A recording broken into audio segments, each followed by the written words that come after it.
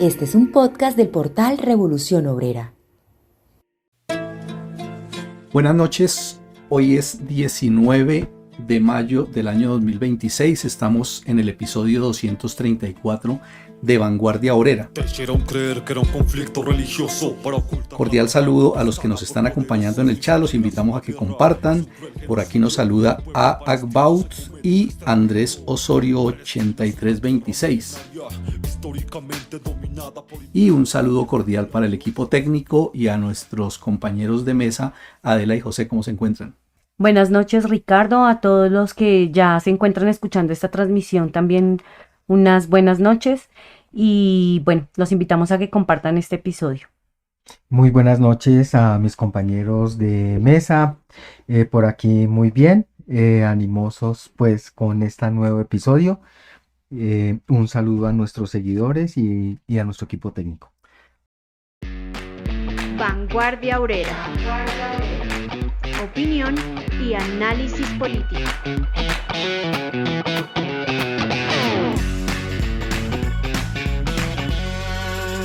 Bueno, el tema de hoy, dentro del cronograma que nosotros teníamos programado en esa secuencia que estábamos analizando los programas de campaña electoral en Colombia, el último tema que teníamos dentro de ese grupo tenía que ver o tiene que ver con el análisis del programa revolucionario que propone la Unión Obrera Comunista y el periódico Revolución Obrera. Sin embargo, dos hechos, dos acontecimientos importantes o dos fechas nos han motivado para correr seguramente para el próximo episodio este tema, y hoy vamos a hablar de Palestina y de China, por dos fechas importantes que más adelante les estaremos desarrollando.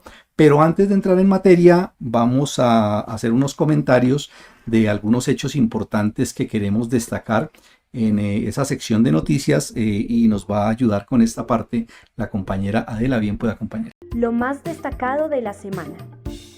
Gracias, Ricardo. Sí, definitivamente pues el mundo está hecho un polvorín. En Bolivia, lo que comenzó como huelgas ha crecido hasta convertirse en un movimiento nacional de mineros, de maestros, de agricultores, de grupos indígenas que básicamente exigen la renuncia del presidente corrupto Rodrigo Paz y la reversión de sus políticas de austeridad. Se han viralizado también imágenes de grupos armados opositores a este gobierno y bueno, se esperan movilizaciones hacia la capital. De hecho, el mismo Petro retuiteó un mensaje que informa sobre la masacre en Bolivia, que la están denunciando, porque el gobierno de Rodrigo Paz está masacrando al pueblo, que las armas y los agentes químicos que envió el gobierno de Milei de la Argentina están produciendo bajas en la resistencia del pueblo boliviano, en mujeres y niños indefensos.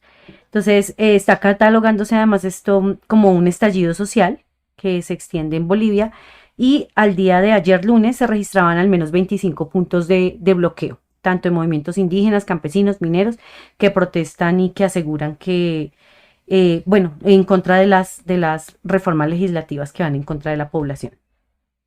En Kenia también está un levantamiento importante. El pueblo se echó a las calles en una huelga general por todo el país. Se dice, pues, o lo que está circulando en redes es que estas protestas están dirigidas por el Partido Comunista y son contra la subida de precios del combustible, el aumento del costo de la vida y contra el imperialismo también que saquea al país. Dentro de lo que se ha visto, sobre todo en X, se habla de que Kenia está en llamas, que es una huelga general que está paralizando el país contra la crisis económica. Ya hay carreteras bloqueadas, ya hay transporte parado, miles están en las calles enfrentando la represión policial, y como les digo, pues se dice que está dirigido por el Partido Comunista de este país, de Kenia, comunista marxista de Kenia, es lo que se dice. Y al menos 4 muertos ya se presentan en estas protestas en Kenia. Y pues en el terreno nacional no puedo dejar de mencionar el asesinato de Claribel Moreno, una mujer colombiana que fue reconocida por liderar durante varios años la búsqueda de su hija Natalia Buitrago, que desapareció en Cartagena en agosto de 2021. Esta mujer luchó durante todos estos años, 5 años, buscando a su hija, exigiendo justicia, exigiendo verdad sobre la desaparición de su hija, denunciando públicamente la lentitud de las investigaciones, haciendo visible el problema de las desapariciones y la desprotección de las familias y de las madres, sobre todo buscadoras en Colombia, y reclamando protección para las madres y las mujeres que buscan a sus familiares desaparecidos. Durante años habló en medios de comunicación, en redes sociales, y fue incluso hasta el Congreso colombiano. Y también denunció amenazas y hostigamientos y hechos de violencia contra ella y contra su familia. Esa fue la respuesta del Estado. Según ella misma, denunció que las investigaciones no avanzaban, que había una revictimización institucional además y que no se le garantizaba seguridad para quienes buscaban justicia en estos casos. Básicamente, ella afirmó que el Estado colombiano la había abandonado en esa búsqueda y fue asesinada el 13 de mayo de 2026 en zona rural de Jamundí, Valle del Cauca. Dicen que se movilizaba en bicicleta y que hombres armados le dispararon varias veces. Después de su asesinato, ahí sí, las entidades oficiales como el Ministerio del Interior y la Defensoría del Pueblo salieron a rechazar el crimen, pidieron investigaciones rápidas. Cuando no fue rápido encontrar a su hija y murió sin encontrarla, es una noticia realmente muy triste.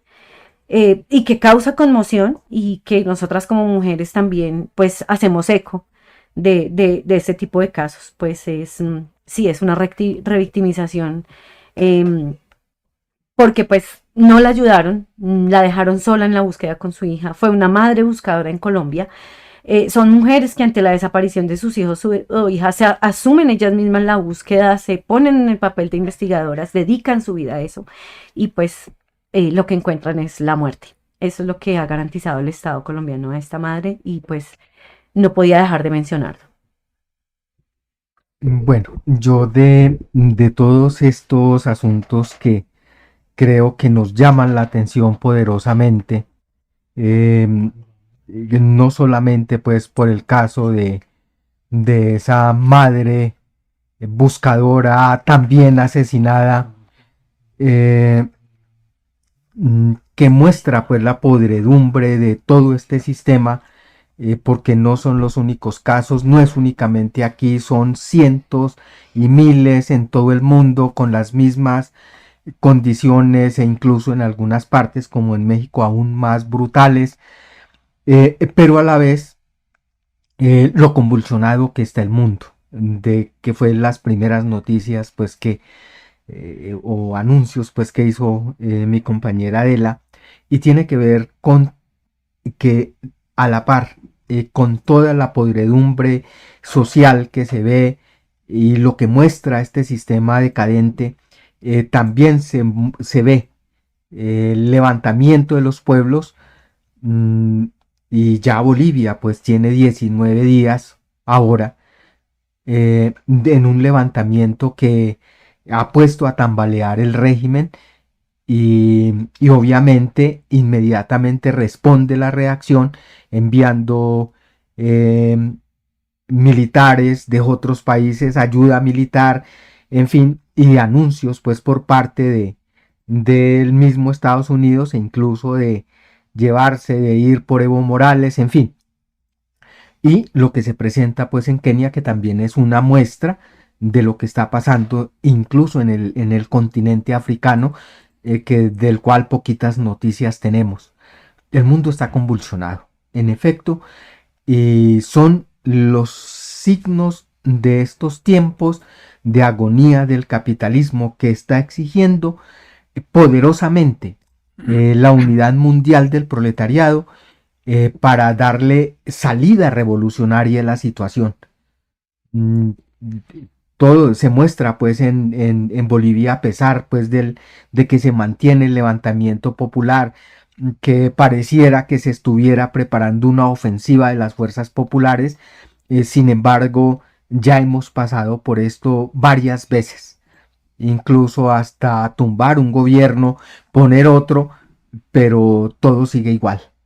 Porque se necesita la dirección del proletariado revolucionario, se necesita la acción de la clase obrera para transformar de raíz la situación y no solamente para ponerle paños de agua tibia a esta situación como está. Y tenemos que estar pendientes de estos acontecimientos, porque el proletariado de todos los países debe movilizarse en solidaridad con los pueblos hermanos y condenando las tropelías de los imperialistas. Posiblemente Estados Unidos intervenga en Bolivia. Seguramente los imperialistas van a intervenir en Kenia ya más directamente. Bueno, algo de eso pues es lo que nos enseña pues es toda esta realidad y como se habrán dado cuenta es una conclusión que siempre que nosotros miramos esa situación que se presenta en distintas partes del mundo nos lleva a eso, ¿no? ¿Cuál es el camino a seguir? Y metiéndonos, los invito pues ya a que nos metamos en al tema central que vamos a tratar hoy, porque uno de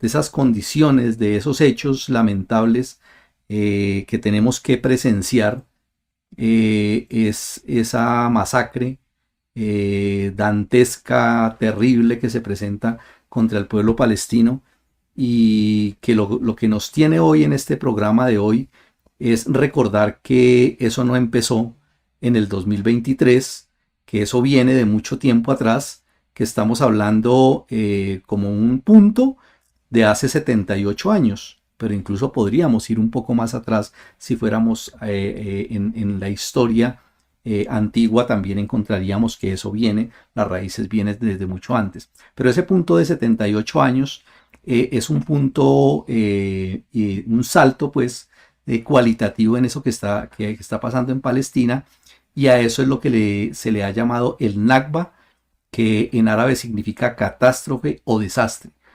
Y de eso vamos a hablar ahorita con los compañeros de mesa.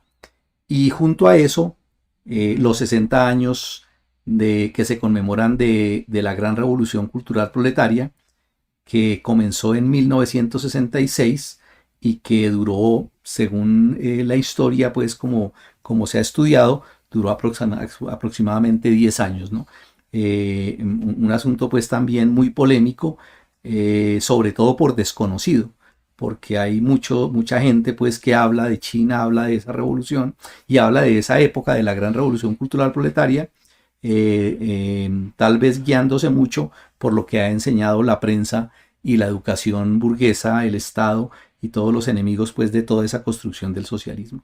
Entonces de eso vamos a hablar hoy y creo que es pertinente que comencemos por hablar un poco de eso. ¿Qué es eso de la Nakba? ¿Por qué sucedió? Y que nos lleve pues a entender bien por qué eso no ha terminado después de 78 años. Bueno, Ricardo, antes de entrar en el tema, sí quiero invitarlos a que escuchen la entrevista a la delegación de la flotilla en nuestra cuenta de Instagram, un live que se transmitió el día lunes 18 de mayo y que está ahí en la cuenta para que ustedes también se enteren de primera mano de lo que está sucediendo en Palestina, en la franja y con la flotilla humanitaria. ¿En dónde se puede consultar? En la red, en Instagram, en el Instagram de Revolución Obrera. Ahorita ya nuestro equipo técnico pone el enlace en los comentarios. Entonces, para que lo tengan en cuenta, una entrevista que se hizo a una de las representantes de la flotilla en Colombia. Cada lágrima inocente derramada, de Gaza a Jericó, desde Jenin hasta Ramallah. Caerán los sanguinarios y su crimen. Volveremos a la tierra, Palestina será libre. Por cada madre que sufrió una humillación, desde Haifa hasta Beersheba, de Safed, Belén y Hebrón. Caerán los sanguinarios y su crimen. Volveremos a la tierra, Palestina será libre. Lo que hoy se vive allí es una ocupación. Bueno, adentrándonos ya entonces en el tema, la Nakba, la catástrofe, pues básicamente, como dice Ricardo, de una u otra manera marca el inicio de esa limpieza étnica de Palestina en 1948. Se habla de que más de 750.000 palestinos fueron expulsados de manera violenta de sus hogares, de sus tierras, por parte de milicias sionistas para establecer, digamos, lo que ha sido el Estado de Israel. Puede verse, y nos lo han hecho ver también, como un conflicto religioso, incluso con esta ideología del apartheid y demás, pero realmente pues sí ha sido una operación de despojo colonial y además ha estado financiada por el imperialismo. Pero este Estado sionista pues no se creó de la nada, fue apoyado inicialmente por el imperialismo británico, luego adoptado y financiado por el imperialismo yanqui para tener un enclave militar en Medio Oriente. Y bueno, también pues surgen unas condiciones históricas importantes también, ¿no? Recordemos que había ocurrido el holocausto nazi también y pues básicamente era parte de que los judíos tuvieran también un lugar donde asentarse, que no fue en Alemania, por ejemplo, que fueron los que también cometieron este genocidio, sino precisamente en una tierra prometida porque lo quisieron enmarcar también en ese conflicto religioso allí. Entonces Israel empezó a funcionar como brazo armado de capital occidental para controlar precisamente los recursos de esa región y aplastar la rebelión de los pueblos árabes.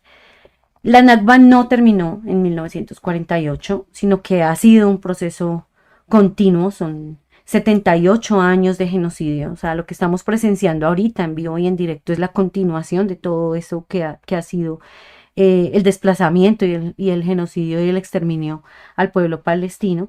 Esos bombardeos actuales, esos asentamientos ilegales, ese despojo de tierras y robo de tierras en Cisjordania y el asedio a Gaza y los miles de asesinados hoy en día son la extensión de esa misma política de exterminio. Porque el objetivo del sionismo sigue siendo el mismo, que básicamente es adueñarse de la tierra, pero no solo adueñarse de la tierra y expoliar y desplazar al pueblo palestino, sino básicamente exterminarlo. Y lo vemos ahorita con lo que está sucediendo, incluso con las ayudas humanitarias, que ya ahorita José nos va a hablar un poco más de eso y de lo que ha sucedido en estos días. Y pareciera que no pasara nada en el mundo, compañeras y compañeros, o sea, ante nuestros ojos ni siquiera puede llegar una ayuda humanitaria a la franja y a quienes están siendo víctimas de este genocidio y pareciera que no pasara nada, Los imperialistas siguen hablando de sus negocios como pasó en la cumbre entre China y Estados Unidos y les importa un bledo lo que está pasando con Palestina. Entonces no podemos dejar de hablar de Palestina y no podemos dejar de luchar por Palestina. Yo creo que es importante hablar de lo que está ocurriendo en estos días, porque, y sobre todo durante ayer y hoy, además de lo que había pasado pues con la anterior flotilla y lo que había pasado días antes pues con la flotilla última, ayer y hoy el Estado genocida de Israel detuvo, según su propia agencia de propaganda sionista en sus anuncios oficiales, la detención de un total de 430 participantes de la Global Summon Flotilla, 57 barcos confiscados, de los que viajaban pues rumbo a la Franja de Gaza llevando ayuda humanitaria. Desvergonzadamente anuncia pues esta agencia genocida que la misión de la flotilla no era más que una maniobra de relaciones públicas al servicio del movimiento de resistencia islámica, es decir, de apoyo pues a Hamás, asegurando cínicamente además que no permitirá ninguna violación del bloqueo naval legítimo sobre Gaza, ni porque considera que ese bloqueo, es decir, esa muerte por hambre que están propiciando y por falta de atención médica, está de plena conformidad con el derecho internacional. Es decir, se limpian el trasero con toda la normativa internacional pues que tiene incluso esa ONU, que no sirve para nada. Según estos terroristas, entonces es legítimo detener, torturar y encarcelar a quienes se atreven a llevar alimentos y medicina a los niños y ancianos de Palestina que están asediados por hambre en ese campo de concentración en que se ha convertido hoy en día la Franja de Gaza y otra gran parte de Palestina. Frente a este nuevo vil hecho En Colombia y en otros países, por supuesto, las redes de la flotilla fueron bloqueadas con la intención de silenciar esta denuncia y este nuevo crimen sionista imperialista, ¿sí? Y en cuanto a la posición de los gobiernos frente a los hechos, lo que se sabe hasta hoy es que los ministros exteriores de España, Turquía, Bangladesh, Brasil, Colombia, Indonesia, Jordania, Libia, Maldivas y Pakistán rechazaron en un comunicado y entre comillas dicen en los términos más enérgicos los nuevos ataques israelíes contra la flotilla Global Summon. Sin embargo, en la mayoría de los casos este tipo de pronunciamiento no va más allá de los discursos, porque en los hechos las acciones reales para frenar la máquina de guerra sionista imperialista no se ven. Y tenemos el caso concreto pues de Colombia para hablar pues de este territorio. Las sanciones y rompimientos de acuerdos comerciales y militares siguen intactos, a pesar de que el gobierno rompió relaciones diplomáticas. Pero sigue y se sigue mandando carbón allá y sigue el acuerdo militar con el Bit System, que es una compañía militar pues de los sionistas, ¿sí?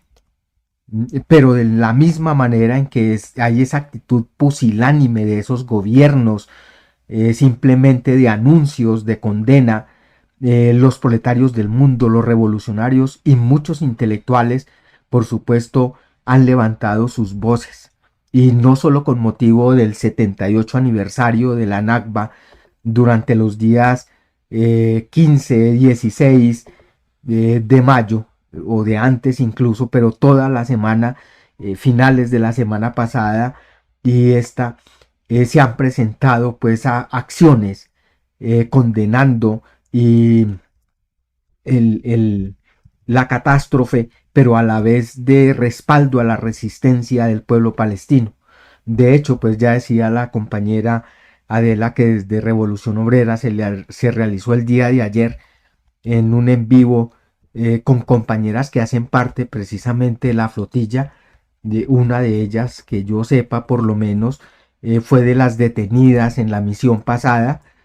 Y hoy desde Vanguardia Obrera seguimos levantando la voz y llamando a los proletarios y a los pueblos del mundo a redoblar las acciones de solidaridad y a manifestarse de todas las formas posibles para frenar el genocidio.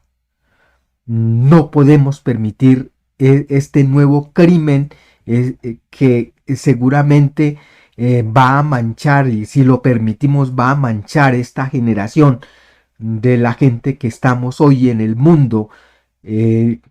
No puede pasar un nuevo genocidio y nosotros ser indiferentes frente a esto. Y por supuesto, además de condenar y de frenar este genocidio, hay que alentar la resistencia palestina, la resistencia del pueblo palestino, que es legítima en todos los aspectos, ¿sí? Pero además de adelantar los preparativos y la organización de la revolución proletaria en el mundo. No, eso no va separado. La resistencia del pueblo palestino, el apoyo a su lucha, el apoyo y la solidaridad del proletariado y los pueblos del mundo a la lucha del pueblo palestino hace parte justamente de la preparación de las fuerzas para ponerle fin a este inmundo sistema. Sí, ahora hay que mirar la situación pues de la movilización internacional, creo yo desde dos aspectos, ¿no? El primero, efectivamente, pues que esas fechas de 14 y 15 de mayo se convirtieron en un motivo para que en distintas partes del mundo hubiera diversas manifestaciones. Claro, una es lo de la activación pues de esas flotillas que han persistido, que siguen pues luchando por irse a través del mar y llegar hasta Palestina y llevar ayuda.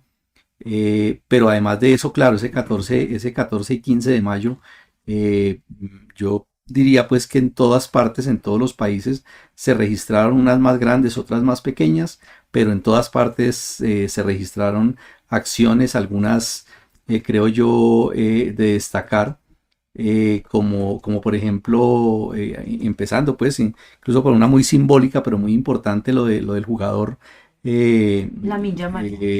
del Barcelona, que ondeó la bandera y que todos lo vimos, e incluso ha sido condenado pues por el propio Estado genocida, ese falso Estado genocida de Israel, y por otros países pues que lo han criticado duramente, pero que en muchas partes ha sido aplaudido por esa valentía, ¿no?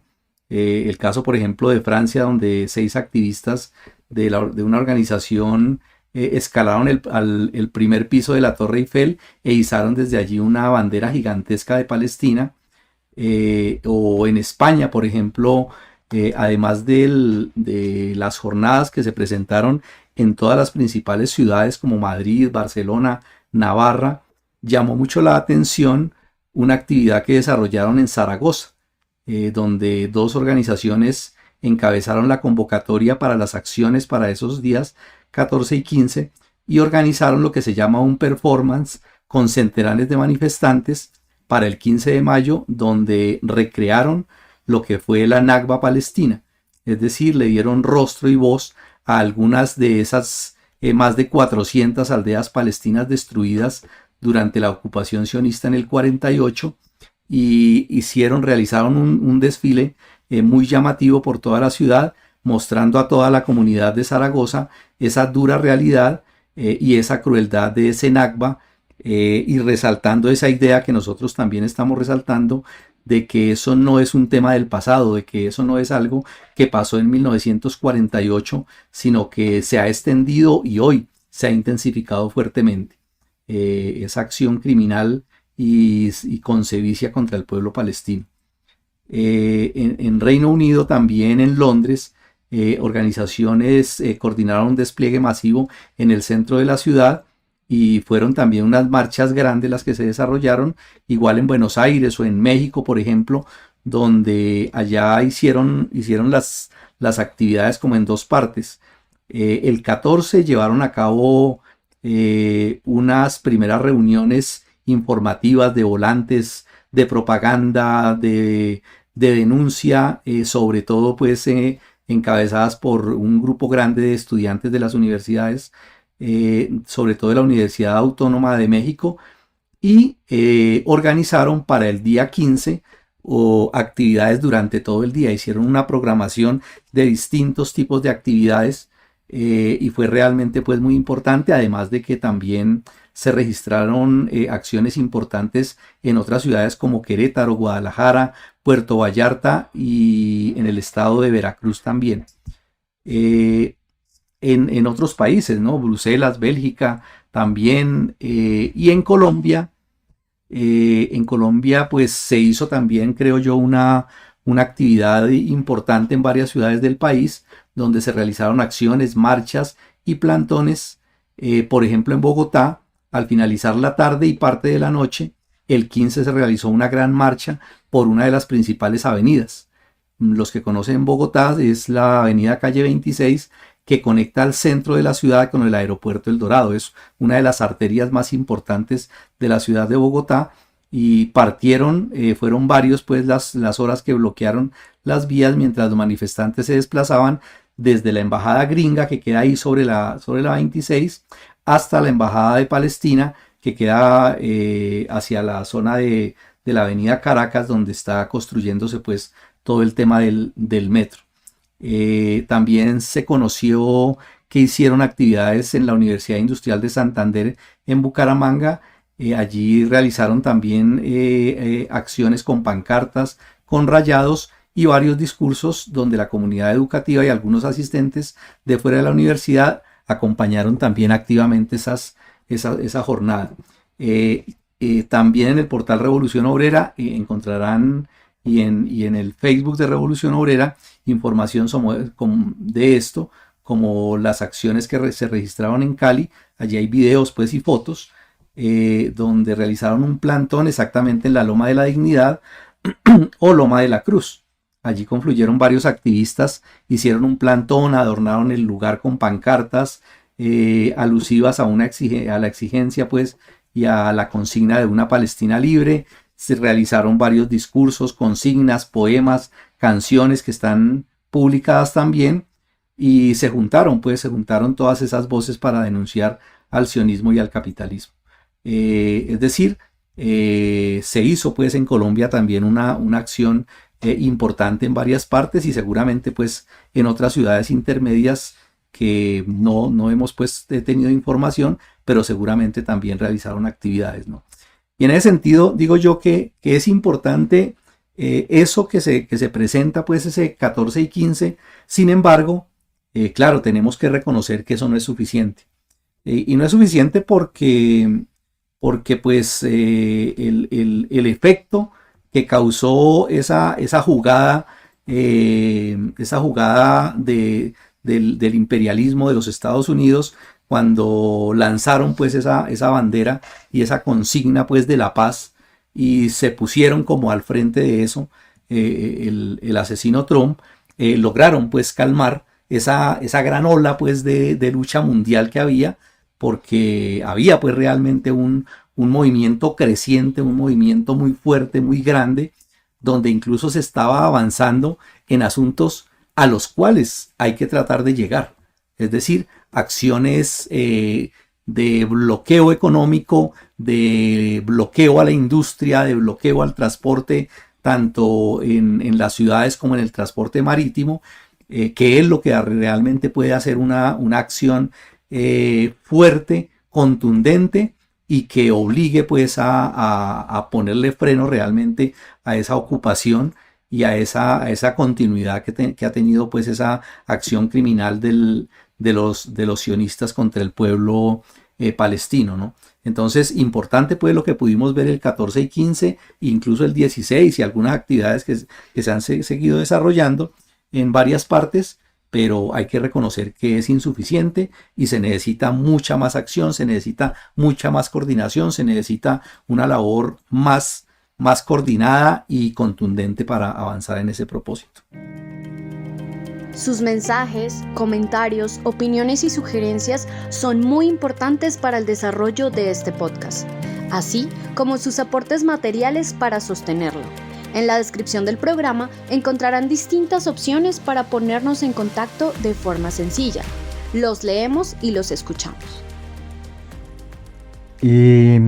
Reiterar, pues se necesita redoblar los esfuerzos alrededor de la lucha por Palestina, y creo que también es importante tener en cuenta un acontecimiento, pues decía el compañero Ricardo, y es el 60 aniversario de la gran revolución cultural proletaria.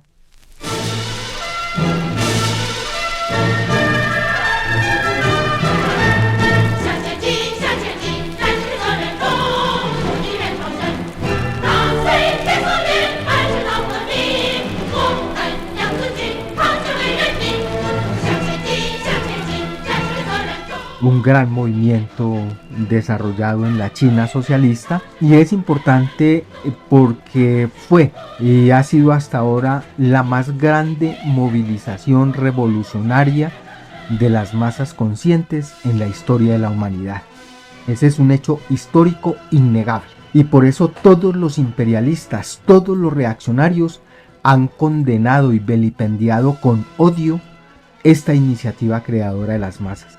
Fue una revolución protagonizada por cerca de 500 millones de obreros y campesinos que se rebelaron contra la nueva burguesía que había surgido en la época pues del socialismo, y que se encontraba poltronada tanto en la dirección del Estado como dentro del propio Partido Comunista. Fue un gran descubrimiento además. ¿Por qué era y será siendo necesaria la revolución dentro del socialismo? A esa a esa pregunta pues responde la revolución cultural. Ya desde antes sabíamos por la experiencia pues de la historia, se había advertido pues que las revoluciones de todos los países tuvieron sus caídas y sus recaídas, sus vueltas y revueltas, y eso ha sido pues una constante histórica. A la burguesía duró para triunfar sobre las fuerzas feudales un montón de siglos. El proletariado también ha tenido derrotas y como dijera Lenin, que no se puede encontrar en la historia un solo ejemplo de un modo de producción nuevo que se haya establecido pues de golpe, sino que ha sido a través de una larga lucha y de una serie de fracasos, de equivocaciones, de caídas, de recaídas, es decir, de triunfos y derrotas. La decisión del partido, del Comité Central del Partido Comunista de China, emitida el 12 de agosto de 1966, perdón, es decir, casi 3 meses de haberse iniciado la revolución, dijo lo siguiente, que aunque derrocada, la burguesía todavía trataba de valerse de las viejas ideas, de la cultura, los hábitos y las costumbres de las clases explotadoras para corromper a las masas y conquistar la mente del pueblo en su esfuerzo por restaurar su poder. Y por tanto el proletariado debe hacer exactamente lo contrario, es decir, propinar golpes despiadados y frontales a todos los desafíos de la burguesía en el dominio ideológico y cambiar la fisonomía espiritual de toda la sociedad utilizando sus propias nuevas ideas, cultura, hábitos y costumbres. Y se planteó el Comité Central entonces que el objetivo actual era aplastar mediante la lucha a los que ocupan puestos dirigentes y siguen el camino capitalista, criticar y repudiar a las autoridades reaccionarias burguesas en el campo académico, criticar y repudiar la ideología de la burguesía y demás clases explotadoras y transformar la educación, la literatura y el arte y los demás dominios de la superestructura que no correspondían pues a la base económica del socialismo. Y todo esto con el fin de facilitar la consolidación y el desarrollo del sistema socialista. Pero la revolución cultural, a pesar de que iba en ese sentido y empezó pues en las universidades, se convirtió de hecho en un gran movimiento político del proletariado y los campesinos. Y por tanto fue una revolución dentro de la revolución y realmente se propuso que derrotar y destronar a los seguidores del camino capitalista. El objetivo primordial era, así lo llamaban, golpear el cuartel general del revisionismo, destituyendo de forma fulminante a todos aquellos dirigentes que ocupan altos puestos del poder y que seguían el camino capitalista y pretendían devolver a la China a las cadenas de la esclavitud asalariada. Otro gran objetivo era repudiar la ideología burguesa, ya que la revolución exigía criticar implacablemente y rechazar de tajo a las autoridades académicas, intelectuales, políticas reaccionarias y quienes desde la universidad y los medios de propaganda intentaban envenenar la mente de las nuevas generaciones de obreros, ¿sí? Y lo otro, pues la transformación profunda que se planteaba cambiar radicalmente el sistema educativo, todavía apoyado pues en la vieja academia clasista burguesa, y era forjar un nuevo ser humano, garantizando que los estudiantes no solo se dedicaran a leer libros pues en sus torres de marfil, en sus burbujas, sino que se integraran a la producción y aprendieran de primera mano el trabajo industrial, agrícola e incluso en el terreno militar junto con las masas de los trabajadores. Pero sobre todo se propuso, en mi opinión, hacer que la clase obrera y sus hermanos campesinos fueran quienes lo dirigieran todo, desde la planificación hasta la distribución, pasando por la producción y el control total de los trabajadores sobre todos los asuntos. A eso uno de los grandes dirigentes de la revolución cultural, como Chan Chun Chao, lo llamó el poder omnímodo del proletariado, y consistía en eso, es decir, la democracia obrera en todos los ámbitos en contra de la burocracia estatal y en contra incluso de la burocracia del partido, el poder omnímodo de los trabajadores sobre todo, ¿sí? Por tanto, la gran revolución cultural proletaria, según el compañero Jaime Rangel, cuyo libro los invito a leer, el marxismo, leninismo, maoísmo, ciencia de la revolución proletaria, él hace un magnífico balance de lo que fue este episodio de la lucha de clases y del esfuerzo por la construcción del socialismo. Decía que esta revolución representó el mayor intento del proletariado por transitar a través de la senda señalada por la Comuna de París en busca de consolidar la dictadura del proletariado, dejando al proletariado internacional como enseñanza fundamental la necesidad de continuar la revolución bajo la dictadura del proletariado. Yo los invito, pues, reitero pues este llamado, porque es muy importante a que lo tomen, porque nos enseña que contrariamente a lo que pregona la reacción, la burguesía y sus loros, de que el comunismo y el socialismo fracasó, no, la revolución fue derrotada por la nueva burguesía y de las lecciones de las que hay que aprender tienen que ver con cómo hacer real y cómo continuar la revolución bajo la dictadura del proletariado. Sí, José, y además hay que destacar el método que se utilizó en la gran revolución cultural proletaria, ¿no? Que de hecho sigue aterrorizando y generando miedo entre la burguesía, incluso actualmente, ¿no?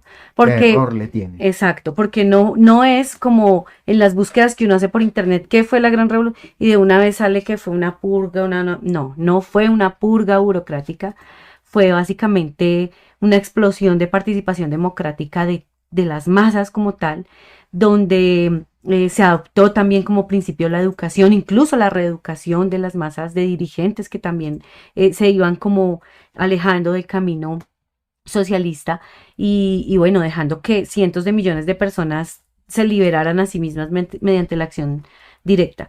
La orden del partido era que había que confiar plenamente en las masas, respetar su iniciativa creadora y sobre todo no temer al desorden revolucionario.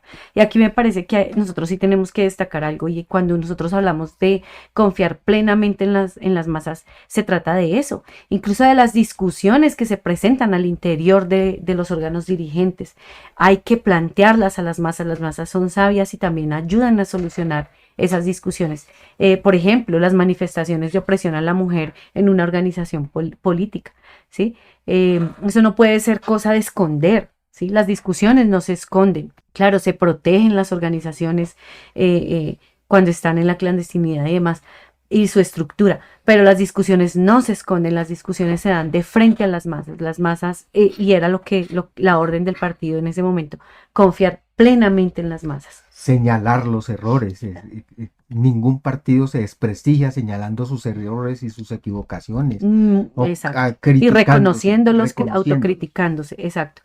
Bueno, y en los campos agrícolas, en las zonas urbanas industriales, en todo lado se ejerció una estricta vigilancia popular.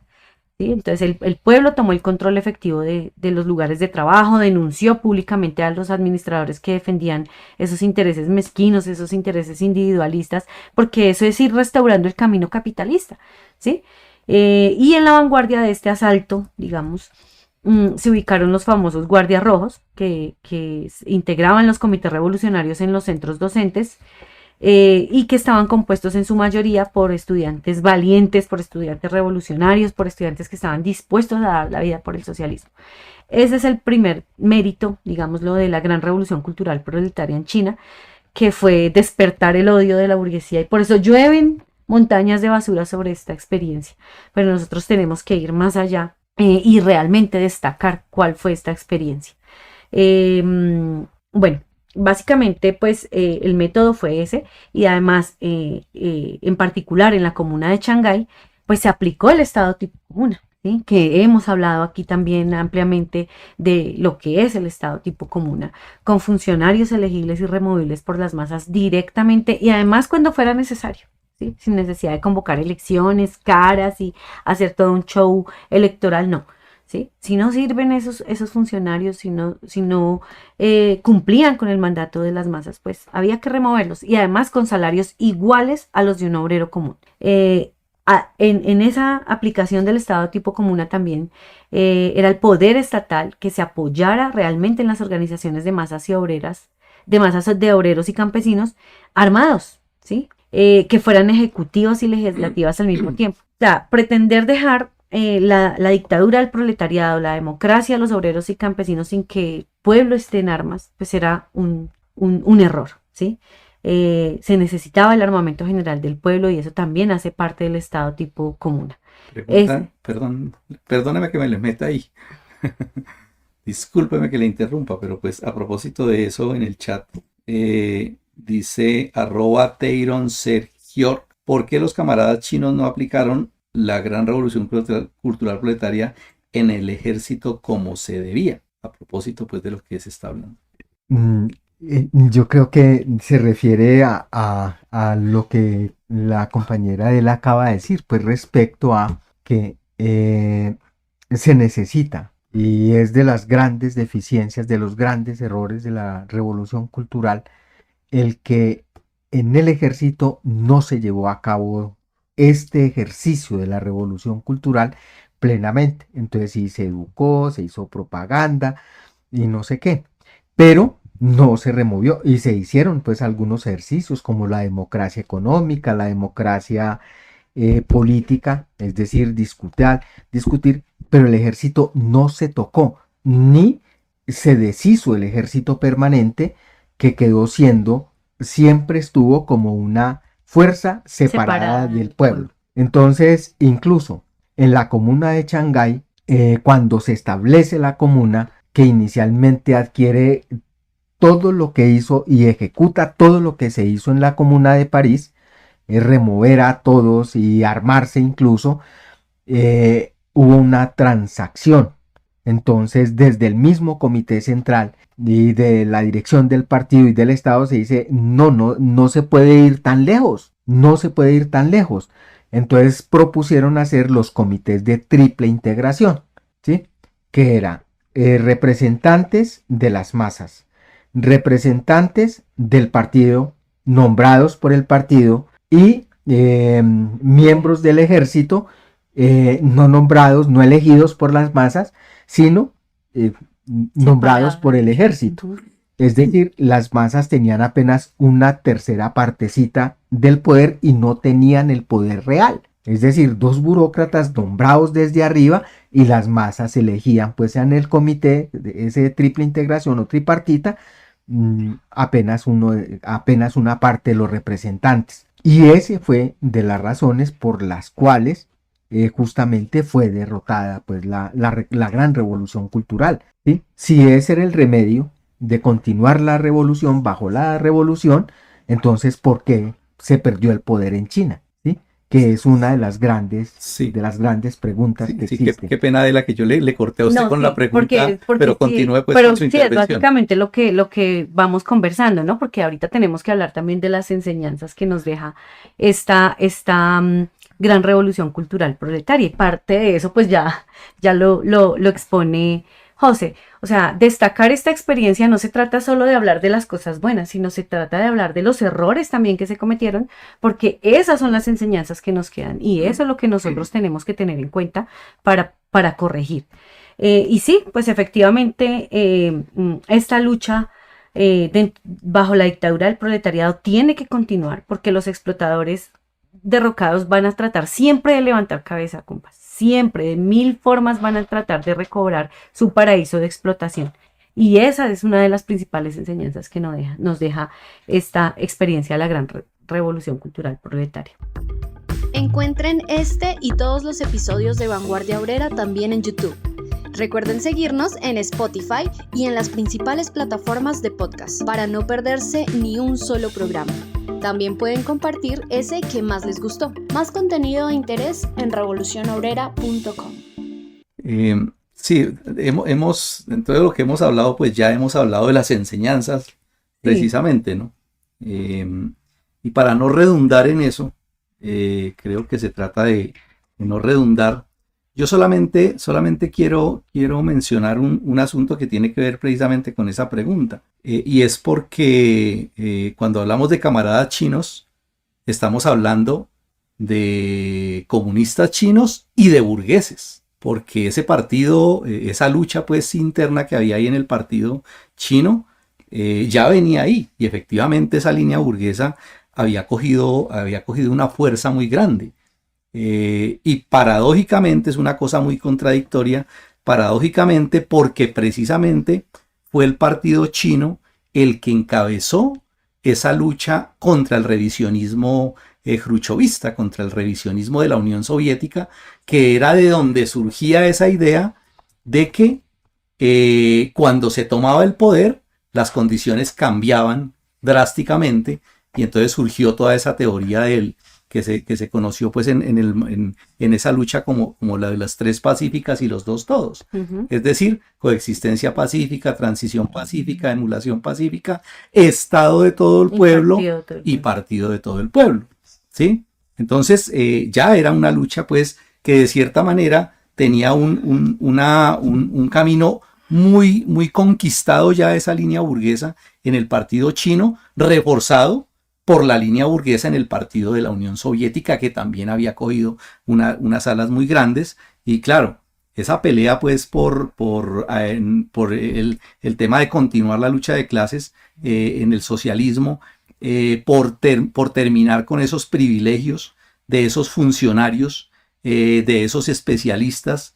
Eso fue uno de los asuntos pues también delicados, además de lo que ya se ha mencionado, de que el poder efectivamente no lo tenían, porque uno de los asuntos pues del marxismo defendido por los maoístas, defendido por los comunistas en el Estado soviético, era que no podía existir ningún poder por encima del poder de las masas, ¿sí? Y cuando se crea un ejército permanente, obviamente se cambia eso, y además de eso, cuando se ejerce es la dictadura, no de las organizaciones de masas, sino la dictadura del partido, ¿sí? Que es lo que terminó pues imponiéndose ahí, ¿no? ¿Quién quedó gobernando realmente en China? El partido, ¿sí? Entonces es toda esa pelea, pero efectivamente la carne y la sustancia que se desarrolló en la gran revolución cultural proletaria dio la orientación, y eso es lo más importante que hay que rescatar de esas enseñanzas de la gran revolución cultural proletaria. Yo creo que hay otra lección ahí que me parece que es muy importante, y es que la nueva burguesía, los nuevos burgueses, es decir, esa capa burocrática que se apoltronó pues en el poder del Estado, tanto en Rusia como en China, utilizaron en Rusia pues la figura de Stalin, en China la figura de Mao, que eran los grandes dirigentes, para, entre comillas, disque defender el socialismo con el cuento de endiosar a Stalin, y después en China de endiosar a Mao y convertirlos, como ya habían advertido pues incluso Lenin desde hacía mucho tiempo, de que los enemigos pues del pueblo utilizan y convierten a los grandes héroes populares en íconos para volverlos inofensivos contra las clases dominantes. Y eso hizo la burguesía tanto en Rusia como en China. Utilizaron incluso en China, todo el mundo reverenciaba y adoraba como un dios a Mao. Y eso lo impuso la propia burguesía en el seno del partido. Y tenía nombres propios, ¿no? Los representantes de la nueva burguesía, como los señores Lin Piao, como el señor Deng Xiaoping. Y tanto pues se apoltronó esa burguesía que todavía gobierna, incluso esa burguesía social imperialista, dizque a nombre del Partido Comunista. Sí.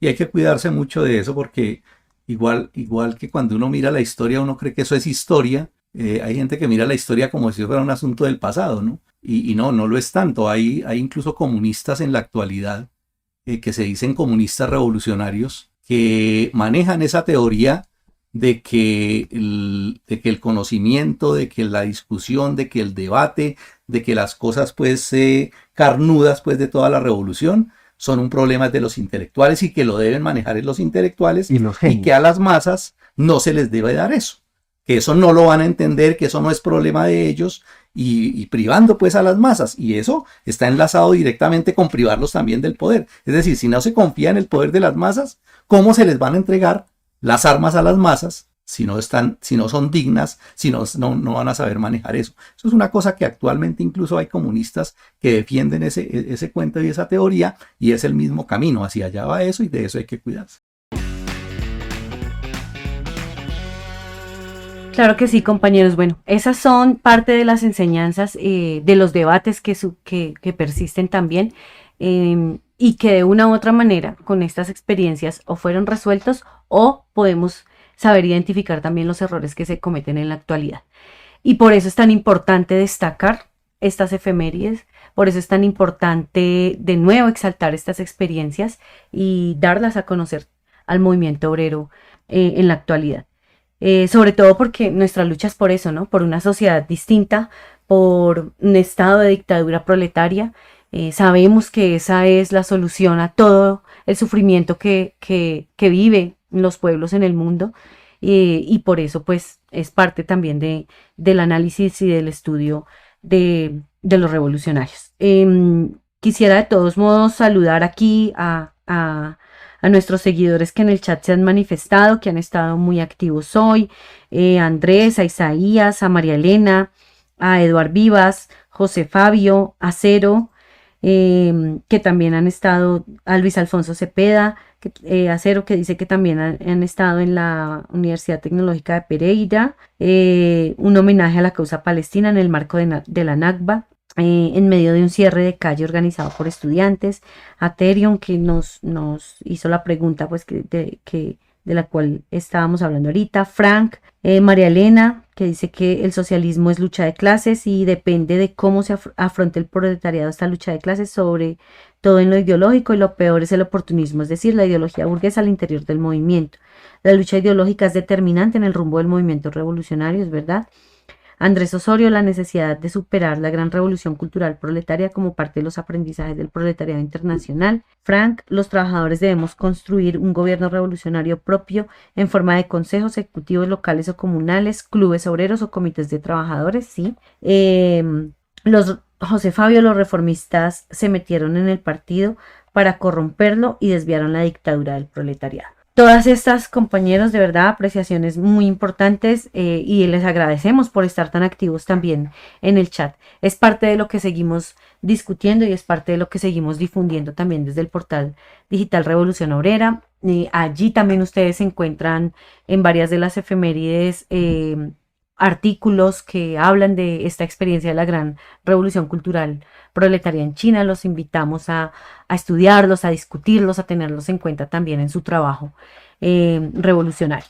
Y bueno, compañeros, ustedes dirán, pero se pusieron a mezclar lo de la Nakba, lo de Palestina con la gran revolución cultural proletaria en China. Como les decía, bueno, y como decía Ricardo al comienzo, son dos fechas importantes, pero sobre todo porque esta experiencia de la gran revolución cultural proletaria en China marca de una u otra manera el camino que debemos seguir los proletarios, los desposeídos en el mundo, ¿sí? Ahorita tenemos tareas inmediatas que desarrollar: la solidaridad, la difusión, la denuncia contra el genocidio y contra la agresión a los pueblos del mundo. Pero también tenemos tareas inmediatas como organizarnos a nivel internacional en la Asociación Mundial del Proletariado. Pero nuestro objetivo final es ese, compañeros, es enterrar este sistema de hambre, de opresión, de muerte y su estado, ¿sí? Y es una tarea que tenemos los revolucionarios en todo el mundo. Por eso estas enseñanzas las debemos tener presentes, porque no podemos cometer los mismos errores que se han cometido antes. Bueno, por acá me dicen que hay otros mensajes. Compañeros, no olviden la solidaridad con la huelga de los trabajadores de Goodyear en la ciudad de Cali. De la solidaridad nuestra depende el triunfo de la huelga de los obreros. Es otro principio también que debemos tener, por supuesto, en cuenta. Los compañeros ya llevan más de 60 días en huelga, en carpa, hay desgaste, la empresa no quiere dar su brazo a torcer y básicamente pues les exigen que retiren sus sus peticiones. Y no puede ser así porque, pues, imagínense, una de las peticiones es el salario que ellos no quieren subir y que quedarían incluso ganando menos del salario mínimo decretado por el gobierno. Entonces, los llamamos también a difundir las denuncias que se han subido en las redes del portal digital Revolución Obrera, y también a los compañeros que estén allí a que cuenten con esta voz para que hagan sus denuncias y para que difundan este conflicto. Y sobre todo a movilizarse en solidaridad de las huelgas de los trabajadores, en particular esta huelga que se está desarrollando en Goodyear, en Cali. Bueno, compañeros, pues no sé si no hay nada más que decir. Yo creo que ya vamos cerrando este episodio de Vanguardia Obrera. Recuerden que recibimos de ustedes todo el apoyo que nos puedan brindar y la solidaridad moral, económica, en equipos. Este trabajo pues requiere de gente de carne y hueso que también subsiste pues con la solidaridad y el apoyo económico independiente. Entonces pues ustedes pueden hacernos llegar su apoyo a través del portal digital Revolución Obrera o a través de sus distribuidores de confianza. Compañeros Ricardo y José, de verdad que muchas gracias por esta discusión de hoy. Creo que fue un episodio lleno de aprendizajes y lleno de llamados también a continuar con nuestra lucha, con nuestra solidaridad y con nuestras actividades de apoyo al pueblo palestino principalmente. Muchas gracias a todos y feliz noche.